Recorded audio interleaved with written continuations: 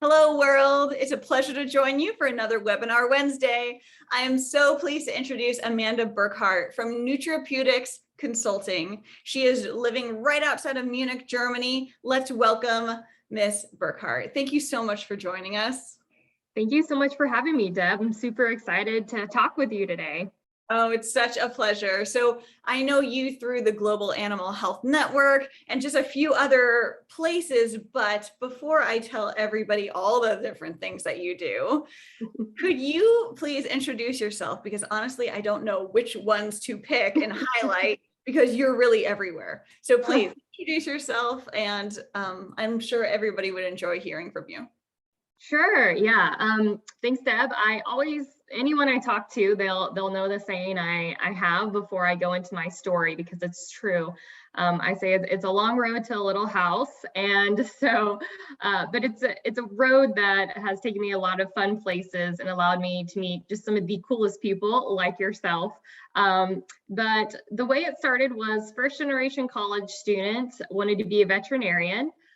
Stepped foot into Oklahoma State University, and the first week of school, my advisor asked if I wanted to make some extra money while I went to school, which to me was a novel idea. And so I said, yeah, absolutely. I could get paid to go to school. And he threw me into a research lab, and I never left. And so I got introduced to the world of research and found out not only is there a lot of great scholarships and money available to students, but research is the foundation of animal health. And that's what I was passionate about. So I quickly switched my degree from veterinary to biotechnology and graduated with an undergrad in animal science. And through that time, I got to go work in all types of different research labs. So equine reproduction, microbiology, plant pathology, even food science and security. Great stuff. It led me to a 3.5-month externship at the University of Queensland's veterinary teaching hospital, getting to help some of their fifth-year vet students do really neat things that I wouldn't be able to do in the States, because I would be considered an undergraduate, whereas in Australia, they're actually vet students. So I got some really great experience there, came back to the States and started my master's in molecular biology. And it was there where I really focused on alternatives to antibiotics for poultry. And so my benchtop research was super applicable then, and is so now. And so instead of going for a PhD, I'd spent about 6 years in the research lab, and my professor said, hey, why don't we try to commercialize this technology? And so that's exactly what we did. And so we created a spin-off company. And instead of getting my PhD, I went to the other university in Oklahoma and got an MBA. And so the reason I give this background story is because I like to tell people, like, I was a scientist, I've been able to flip to the dark side, and now I'm more a business strategist. But I like to give that background because I can relate to a lot of people who come from the academic world. And really, that's how I get to consult today, because I've lived on both sides of the table. And so we formed a business, competed in business plan competitions, pitched, won about $30,000 in prize money, applied for a USDA SBIR grant, was awarded that grant, and we're still in the process of commercializing that technology. And like through that process, I had colleagues come up to me and say, hey, Amanda, we need to write a business plan for our grant application, or we want to spin off our company. Can you help us? And so just kind of naturally that way I fell into consulting. And so that was my academic life. Moved to Kansas City, got involved with the Kansas City Animal Health Corridor, started working with some investor groups doing due diligence. And since I was working with entrepreneurs, it easily fell into entrepreneur recruitment. And so really enjoyed my time in Kansas City, still work with my investor group there. And then my husband Jacques took us to Germany in 2018. And we moved to Germany, and I did not know a soul, much less the language. And so I truly kind of had to reinvent myself, and just started networking my butt off. Went to conferences I had no business being at, like the London Vet Show.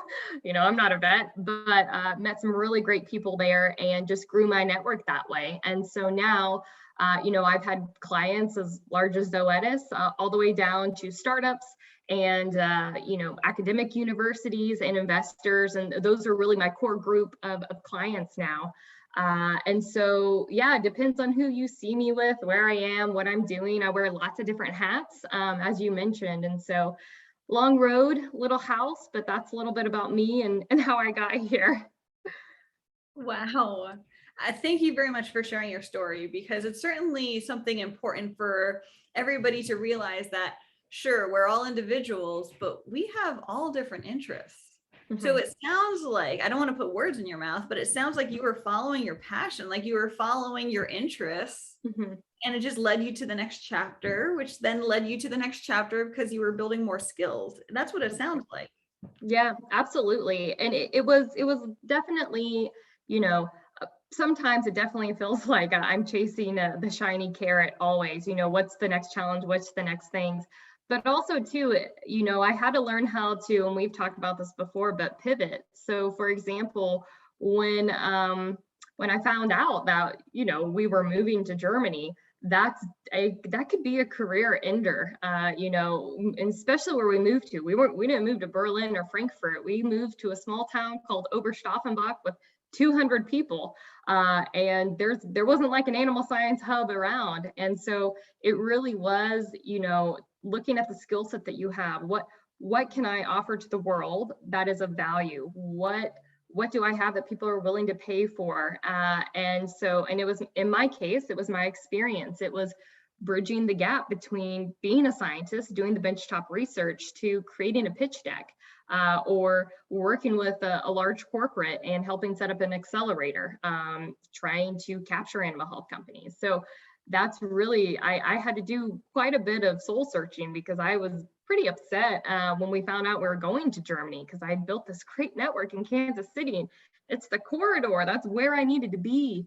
And so yes, it is definitely about evolving and learning how to, I think it's about assessing where your skill set is and capitalizing on that, whether it's networking, which is something I think I have a keen interest in, or being able to be an extra hands-on projects, taking a different look, bridging the gap. If you're a science person, making you think about business. If you're a business person, trying to understand the science. And this is a keynote for you. And one of the platforms you've been able to capitalize on is science communication, and like down to the nuts and bolts. That's essentially what I do. Not as well as you do, but I help people understand science, and I help scientists talk about their science, or package their science, market their science in a way that's digestible, where people can understand it in an investing sense. And so it's a big part of what I get to do on the day to day. It really shows your strengths, because you had a challenge, let's say. I wouldn't say problem, a challenge. Sure. That you had never encountered before, and you're like, okay, well, how is this going to work? And I Mhm. can relate. I've had the same story. I had to pick up and move without knowing where my next job would be, and it is stressful. It Very. is so stressful. But you know what? If people can recycle their skills and Yeah. use it in a whole new way and be creative with this, Mhm. always forward movement. Um, and that's what it sounds like you've been Mhm. Yeah. championing. Yeah, So absolutely. Yeah, and just as well as I feel like I was obligated, because I had spent so much time in school. I had taken that seat in that classroom away from another graduate student. I was awarded that position, and so for me, and on top of that, first iteration college student, I really had probably self-purported guilt, but an obligation to do something with my life with meaning, because my parents had worked their butt off to send me to school, and I had taken that seat that could have been for somebody else. And so for me, I'm not sure if you felt that way as well, but I owed it to myself and to society and to my alma mater to give back and do something with the education that I was privileged enough to be able to experience. And so, yeah, I'm probably a little hard on myself on that way, but it is, you in my mind, you're privileged enough to get that experience. You should be doing something with it. And so that's the way I kind of looked at yeah, and your family must be so proud of you. Um, it. Not Thank only you. first generation university student, but I mean, you're Mhm. soaring, right? Your career Yeah. is incredible. Thank you. And I do totally understand what you mean about feeling like, okay, I have an obligation. I need to put, my full being into this Mhm. project. And that's just the way I function. Yeah, I'm, me too. I'm all or nothing. I don't like going halfway. That's right. As you can probably tell, but you're the same way. That's right. So when it comes to One Health, right, it Mhm. sounds like you are so good at communicating between the academics, the bench researchers, and the Mhm. entrepreneurs. And I feel like a great component of One Health and a solid skill of One Health advocates is communication across silos. Mm. So did you learn this on purpose, or was it organic, or how Mm. did that come about? It's a really great question. And I've been asked this before because normally, as a scientist, scientists by nature are not always great presenters. They can present a poster and an abstract. You want to talk about, mechanisms of actions or signaling pathways, no problem. But when you want to tell a story about your research, or you want to tell the impact, long-term impact, that's where things get a little different, because as a scientist, there's no fluff. It's facts, it's statistics, margins of error, nanomolar capacity, milliliters you're working with.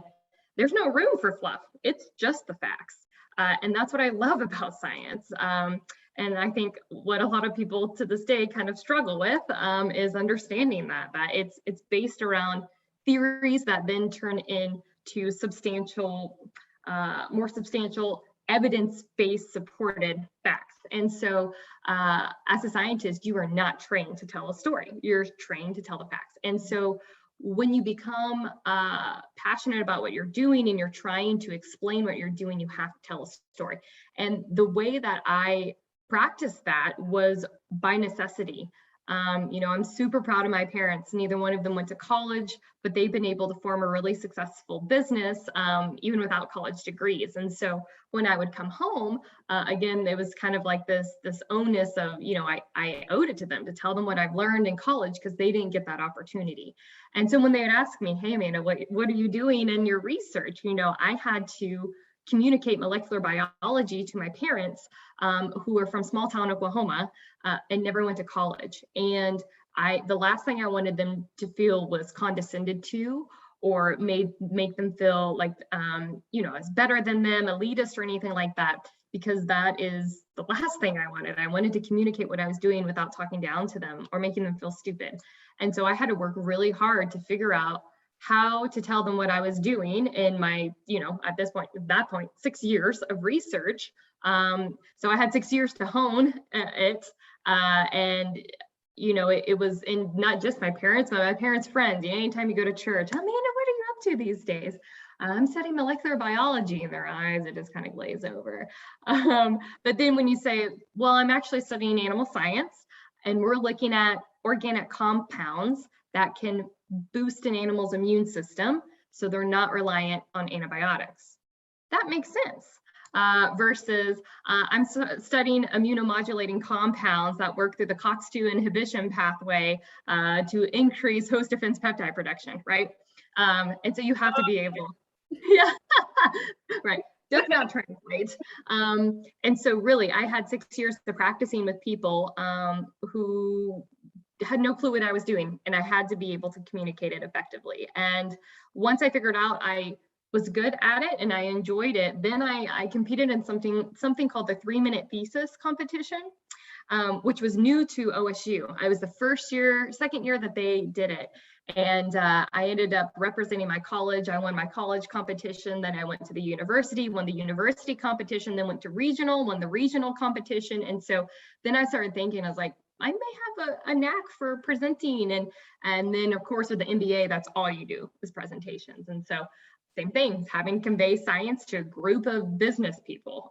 So I had to break it down. And yeah, so that's kind of the way it goes. The best way, someone told me to, if you have 2 minutes, or if you have one sentence, you should be able to tell someone what you're doing in one sentence so they can understand. And then the elevator pitch is what they call it. So 2 minutes, if you had 2 minutes in an elevator with the person of your dreams to tell them what you were doing, how would you say it in 2 minutes so they'd understand? So they call that the elevator pitch. And so that's just the way I would encourage scientists to try to think about their research. And there are more and more of these like 3-minute thesis competitions coming out. And any science person who's listening to this, if you can take an intro into business course, an entrepreneurship course, especially if you're passionate about One Health and you're wanting to get into like policy or something like that, if you can get into that type of course, or if there's a scientific communication course, would highly, highly recommend it. Because as you well know, change cannot be made if people don't understand what you're doing. And so, yeah, that's the main point, I guess, of being a scientist, is to change the world, right? So you have to tell people so they can understand it. That was a mic drop just there. I don't think we should keep going. We should just cut it there. Thank you. I'm here all week. Yeah. Wow. Well said. Thank you. I mean, talking about communication. Well said. Thank you. I appreciate it. Had a lot of practice. Could you just enlighten us a little bit about the Global Animal Health Network? That's the way that we know each other. And I think more people should know about this in the world. Yeah, no, thanks. Thanks for that. Yeah, definitely a passion project I've been working on. When I moved to Germany from the United States, I knew nobody, not a soul. And I tried to go online to find resources to figure out who's around me, if anyone's hiring, if there were some projects that I could work on for free, anything. And it was just not accessible. And I'm like, there needs to be a central repository where I, as somebody part of the Animal Health Society, can go to, whether I'm a veterinarian, in my case, molecular biology graduate, animal science graduate, and see who's around me, see what's going on. And so that's where kind of I sprung the idea of like, it'd be really cool if this happened. But I got busy with consulting work and never really worked on it, came to fruition. And then COVID hit. And I found myself having a lot more free time. And I was pretty familiar with how to build a website because I did it for my consulting, for my landing page for my Nutripeutics consulting. And so I did some YouTube classes and kind of taught myself how to build out a website, which is very easy to do. There's lots of free resources online and it's plug and play. It's low code to no code, which is great. And so I built out this website, I attached socials to it. And the idea is to be the front door of the Animal Health Network. And so I try to tell the stories of movers, shakers, and history makers. And I've done that pretty well so far. Our first veterinarian interview was this lovely lady named Deborah Thompson, who's changing the world with her One Health lessons. And so I really am passionate about networking because that they always say the animal health pool, it's a small pond with lots of fish, but everyone kind of knows everyone. And so that's really what the Global Animal Health Network is about. It's about connecting people, telling stories, giving people the news from all over the world. It's pretty intentional. The first interview I did was with he was a systems engineer from Japan, and he wanted to create a device to monitor his cat's bathroom behavior in the litter box, because cats are notorious for hiding when they're sick. And so he created a smart litter box that had a weight sensor in it, as well as like an absorbent pad. And he was able to get notifications to his phone every time his cat used the restroom and get daily updates, thumbs up or thumbs down on his cat's bathroom health. And it's really interesting because there's a lot of key indicators for chronic kidney disease that correlates exactly to a cat's litter box habits. Well, if you're not home all day, you're not going to be able to track those habits. And so systems engineer wanted to track his cat's health, built a smart litter box, and now is the #1 selling litter box on Amazon Japan, and has the funding of the richest man in Japan. They've gotten funding from him. And so, he's the first Asian company to ever be accepted into Leap Ventures, which is Mars's accelerator arm. The first Asian company to be accepted into the Leap Ventures accelerator. And he's just killing it. And he's not an animal scientist by training. He just wanted to check his cat's health. And so I love telling those stories. We need to know about those stories. Your story too. veterinarian who just had a passion for teaching children, creating curriculum. You know, you got a fellowship in DC, like just stories that are phenomenal, and people need to hear about them. And yeah, so that's the idea of the Global Animal Health Network. So everything's free right now. If anyone's watching this and wants to learn more, you can go to globalanimalhealthnetwork.com. Or if you have news for me, shoot me a note. We'll put it on our socials and everything, but it's about connecting people. And as you know, that's like the thing with One Health, right? Connecting human health and animal health for the betterment of all of us. And yeah, that's sort of the idea with the Animal Health Network as well. Great. And it sounds like definitely microbiologists can be involved, and Exactly. probably environmental health scientists as well. And Everybody. yeah, everybody. Great. Mm-hmm. So globalanimalhealthnetwork.com. That's it. Mm-hmm. Okay. We'll post a link below for that. Great. Thank you. Yeah. Well, thank you so much, Amanda, for joining us. Is there any last, are there any last words that you want to share with aspiring and professional One Health advocates around the world? Yeah, well, first of all, anybody who's One Health is so underrated. One Health is going to be the next frontier of lifesavers, changers, movers, policymakers. I mean, if COVID's taught us anything, it's that sustainability and environmental awareness and this intersection of human and animal health is so pivotal. And if we're not having people keeping an eye on what's going on, then this will not be the last pandemic. You know, I could sit on here and talk forever how big of a deal One Health is. So much so that I saw a few of the large animal health companies are recruiting people with One Health emphasis. People are wanting that now, which before I think a lot of people scoffed at One Health. Oh, that's just a buzzword. And like, no, it's a real thing.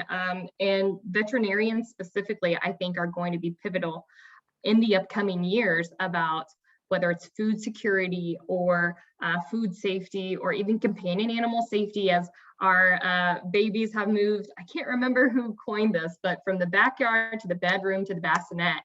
And now they're sleeping in our beds with us. They're our babies. My dog's my baby. And so we are having super close relationships with these companion animals.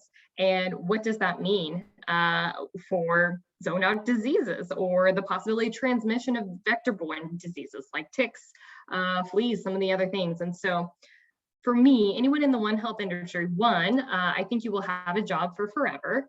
And two, I really think you have the ability to make an impact like never before because it's an emerging subsegment of life sciences.